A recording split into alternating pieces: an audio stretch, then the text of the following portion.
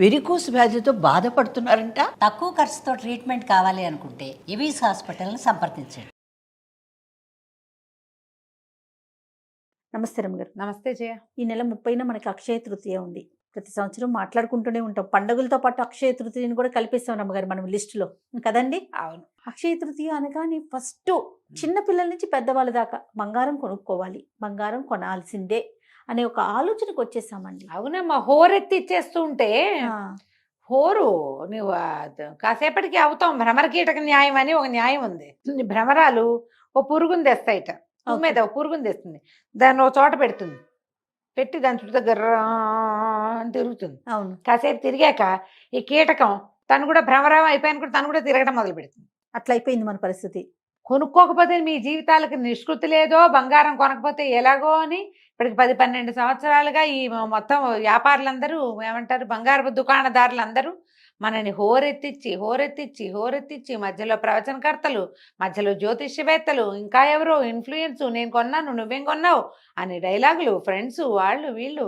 అక్షయ తృతీయకి పోనీ మళ్ళీ ఆ రోజే బజార్ వెళ్తే కుదరదు, ముందే బుక్ చేసుకోండి, ఆ రోజున డెలివరీ తీసుకోండి అని బోల్డని వెసులుబాట్లు, ఆఫర్లు, అసలు అక్షయ తృతీయ రోజు ఏం కొనుక్కోవాలి రమ్మగారు?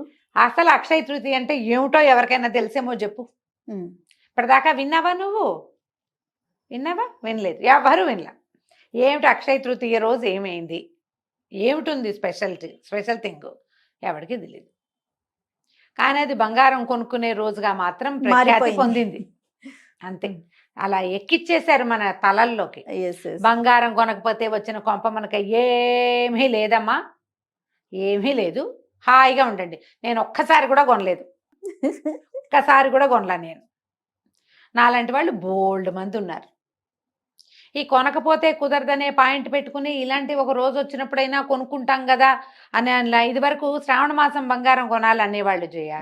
కనీసం ఆ రూపంలో అయినా ఆడపిల్లలకి కాస్త బంగారం ఏర్పడుతుందని ఓ కాసు ఒక్క గ్రామో అరగ్రామో అయినా బంగారం చేరుస్తామని, అది ఆ చేరుస్తామని కాస్త మేము అమ్ముదామనుకుంటున్నారు వాళ్ళు. మీరు చేరుద్దామనుకోవటం కాదు ఇది పాయింట్.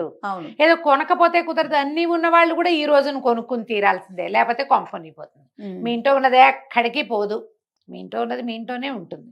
మీ జాతక లక్షణాలు బట్టి పోతుంది. కానీ అక్షయ తృతీయ నాడు కొనకపోతే బంగారం నడిచొచ్చి కాళ్ళు వచ్చి వెళ్ళిపోతుంది అలాంటివి ఏమి అనుకోకుండా ఏం జరగదు. అట్లా ఆ భయాలన్నీ మానేయండి మొదట. ఇలా మనం ఇతరుల చేతిలోకి వెళ్ళిపోతున్నామని మనకి ఎప్పటికైనా అర్థమవుతుందా జయ? ఇప్పుడు ఎలా అంటే ఇప్పుడు ఇందులో మనం కూడా ఉన్నాం, అందరం ఉంటాం. అంతే, ఏదో ఒకటి బాగుంది, ఇది బాగుంది బాగుంది బాగుంది అని చెప్తాం. విన్న వాళ్ళంతా ఇప్పుడు మనం ఏదో చీరలు చూపించాం పోతారు, కొనుక్కుంటారు. అంతే. కొనుక్కోపోతే కుదరదనే పాయింట్ ఉండకూడదు అంటా నేను అందులో. నువ్వు చీరలు చూపించు, నగలు చూపించు, చెయ్యి అంటారు. నచ్చితే కొనుక్కో, అవసరం నీకు కావాలంటే కొనుక్కో. అది ఈ రోజున కొనకపోతే నీకు కుదరదనే పాయింట్ లేదు, అసలు అది లేదు. ఈ రోజున పరశురామ జయంతి, పరశురాముడు పుట్టాడు అక్షయ తృతీయ రోజు. ఈ నార్త్ ఇండియాలో ఇంకా చాలా విషయాలు చెప్తారు. ఈ అక్షయ తృతీయ రోజునే పాండవులకి సూర్య భగవానుడు అక్షయ పాత్ర ఇచ్చాడు. ఆ అక్షయ పాత్రతోటే వాళ్ళు వనవాసంలో ఉన్న నాళ్ళు భోజనం చేశారు. వచ్చిన వాళ్ళందరికీ భోజనం పెట్టారు. దాని మీద ఒక కథ చెప్తారు కదా, దూర్వాస మహాముని వచ్చాడు, భోజనానికి వస్తామన్నాడు. అప్పుడేమీ ఆహారం లేదు, ఏం చేయాలి, పాత్ర తుడిచి ఆవిడ తిని పాత్ర తుడిచాక ఇంకా మళ్ళీ అందులో నుంచి పుట్టదు. అప్పుడు కృష్ణ పరమాత్మ వచ్చి ఏదైనా తడి ఒక్క మెతుకైనా ఉందేమో చూద్దామంటే ఒక చిన్న ఎండిపోయిన ఆకో మెతుకో ఉంటే అది తీసి ఆయన నోట్లో వేసుకుని సర్వభూత శాంతి చేశాడు. దాంతో ఆహారం కోసం అలమటిస్తూ వచ్చిన దూర్వాసుడు తదితరులందరికీ పొట్ట నిండిపోయింది. తేన్పులు తీస్తూ వెళ్ళిపోయారు. వాళ్ళ పొట్ట నిండిపోయింది కాబట్టి, భగవంతుడు తిన్నాడు కాబట్టి అందరి పొట్ట నిండిపోయిందని. ఆ అక్షయ పాత్ర ఈ రోజున ఇవ్వబడిందని ఒక కథ. ఓకే, అయిందా? ఇంకా చెప్దాం. వ్యాస భగవానుడు మహాభారతం రాయదలుచుకున్నప్పుడు వినాయకుడిని ఘంటం పట్టమని అడిగాడు. విఘ్నేశ్వరుడే ఘంటం పట్టి రాశాడు. ఆ ఘంటం పట్టి మొదట మహాభారతాన్ని స్టార్ట్ చేసిన రోజు అక్షయ తృతీయ అని ఒక కథనం ఉంది. ఇంకా ఉన్నాయి కథలు, ఇంకో కథ చెప్తాం. మన కుచేలుడు శ్రీకృష్ణ పరమాత్మని దర్శించడానికి వెళ్ళాడు. తన ఇంట్లో నుంచి గుప్పెడు ముక్కిపోయిన పాత అటుకులు పట్టుకెళ్ళాడు. చిన్నప్పుడు ఆ కృష్ణుడికి పెట్టాల్సిన అటుకులు తను తినేశాడని, ఆ అటుకులు తెచ్చి రుణం తీర్చుకున్నాడని కథ చెప్పుకుంటారు. అవునో కాదో అవన్నీ పుట్టినాయి కథలు. ఈ అటుకులు తీసుకుని కుచేలుణ్ణి అనుగ్రహించిన రోజు అక్షయ తృతీయ, వైశాఖ శుద్ధ తదియ అని చెప్తారు. ఎన్ని కథలు ఎన్ని ఉన్నాయి. కథలు ఉన్నాయి రమ్మగారు. ఏ కథ అయినా మనం చెప్పుకుంటామా, తెలుసుకుంటామా? బంగారం కొనే కథ మాత్రమే తెలుసుకుంటున్నాం. ఈ రోజు చాలా మంచిది, విశేషమైనది. అసలు బేసిక్గా వైశాఖ మాసమే దానానికి మంచి కాలం.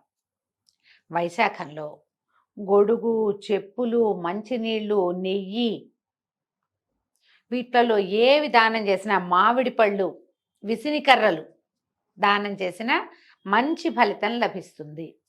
ఫలితం అంటే అదేమిటో వచ్చి మీకు పడిపోతుంది అనుకోద్దు, మంచిది. ఎండాకాలం కదా, అవును. ఇప్పుడు మంచినీళ్ళ నీటి కుండ, మంచినీళ్ళ చెంబు నిండా నీళ్లు పోసి ఇవ్వటం, జలపాత్ర దానం చేయటం విశేషము. ఇందులో కొనుక్కోవటం పాయింట్ లేదు, ఇచ్చే పాయింట్ ఉంది. దానం అంటే కొనుక్కునేది కాదుగా, ఇచ్చేది కదా. ఇచ్చేది కదా. మంచినీళ్ళ కుండ ఎవరికైనా ఇవ్వాలనుకున్నారు, పని మంచిగా ఒక కుండ కొని పెట్టండి. ఈ రోజున ఒక చుక్క నీళ్ళు పోసి చేతిలో పెట్టండి, పనిచేస్తుంది. బ్రాహ్మడికే దానం చేయాలని లేదు, ఎవరికైనా చెప్పులు కొనిపెట్టచ్చు. ఇప్పుడు ఇందులో విద్యాదానానికి అవకాశం కూడా ఉంది. ఈ వైశాఖంలో వైశాఖ శుద్ధ తది నాడు ఎవరికైనా ఫీజులు కట్టచ్చు, ఎవరికైనా విద్య చదువుకునేందుకు అవకాశం ఇప్పించవచ్చు, స్కాలర్షిప్ ఇవ్వచ్చు, నేను చదివిస్తానని మాట ఇవ్వచ్చు. ఎవరికైనా పాఠం నేను ఇవాళ నుంచి స్టార్ట్ అని 30వ తారీఖు పాఠం మొదలు పెట్టచ్చు. సూపర్. వీటన్నిటికీ మంచిది. దీంతో పాటు వ్యాపారానికి అనువైన రోజు ఇది. కొత్తగా ప్రారంభించే మీరు ప్రారంభించవచ్చు, ఏదైనా కొత్త వస్తువు కొనుక్కోవచ్చు మీ దగ్గర లేనిది. ఉండి మన దగ్గర చాలా మూలుగుతుంటే బంగారం మళ్ళీ కొనుక్కోవాల్సిన పని లేదు. మీకు అవకాశం ఉంటే కొనుక్కోవచ్చు, దానికోసం అప్పులు చేయక్కర్లేదు, ఇళ్లలో గొడవలు పడక్కర్లేదు. పిల్ల పెళ్ళి జ్యేష్ఠంలో ఉంది, వైశాఖంలో స్టార్ట్ చేస్తే తృతీయ నాడు మొదలుపెట్టి కొనుక్కోండి, మంచిది. ఓకే. అంతేగాని ఈ రోజున కొనుక్కోపోతే నిష్కృతి లేదనేది పాయింట్ మాత్రం అయితే లేదు. ఈ పర్టికులర్ రోజున మీరు ఆహార దానం కూడా చాలా మంచిది. ఇవన్నీ ఇచ్చేవే కానీ తెచ్చుకునేవైతే కాదు. మీరు తృతీయ నాడు మంచిది, ఏదైనా వస్తువు కొనుక్కుంటే మంచిది అంటే బంగారమే కాదు, మీకు ఇంట్లో ఉపయోగపడే ఏ వస్తువైనా కొనుక్కోవచ్చు.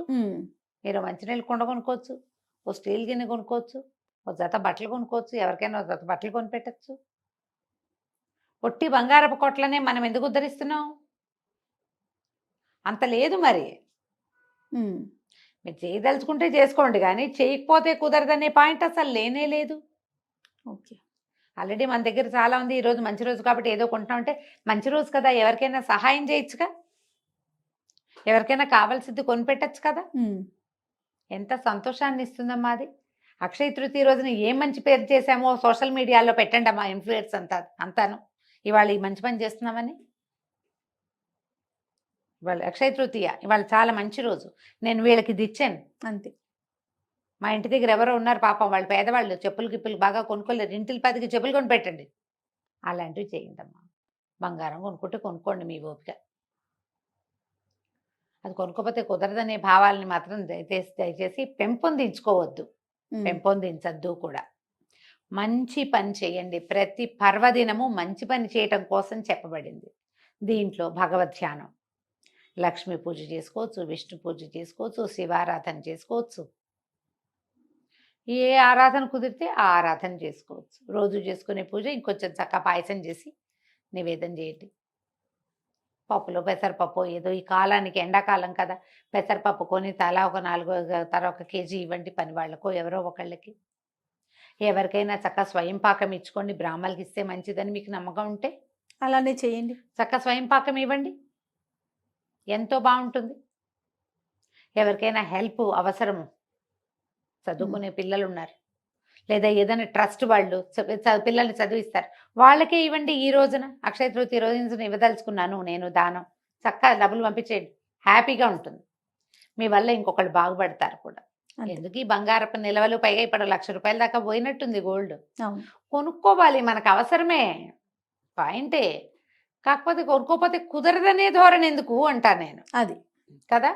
ఇలా ఆలోచించండి దయచేసి. అక్షయ తృతీయ ఈ నెల 30వ తారీఖు తృతీయ, చాలా మంచి రోజు. ఈ రోజున ఏదైనా మంచి పని చేస్తే అది ఎక్కువ అవుతుంది. ఈ బంగారం కొనుక్కునేది ఎందుకు? పెరగటం కోసం. మీరు సహాయం చేయండి, పెరుగుతుందిగా. అది కదా కావాలి మనకి. పుణ్యబలం పెరుగుతుంది మీకు. మీ పుణ్యబలాన్ని పెంచుకోండి. అదైతే మనతో పాటు మన వెనకాల వస్తుంది. బంగారాలు రావు, మన వెనకాల జనాలు పంచుకుంటారు వాటిని. ఉమ్. అది పంచుకోబడుతూ ఉంటుంది కదా. దానికి వెళ్ళొద్దు, దీనికి వెళ్ళండి. చక్కగా సహాయం చేయండి, దానం చేయండి, పూజ చేసుకోండి. దేవాలయ దర్శనం అత్యద్భుతమైనది. ఉమ్. దేవాలయ దర్శనం చేయండి. పుణ్యం పెరిగిందా మనకి, అవి పెరుగుతాయి అంతే. కదా. ఇలా ఆలోచించండి. తప్పకుండా రమ్మగారు. నమస్తే. నమస్తే జయ.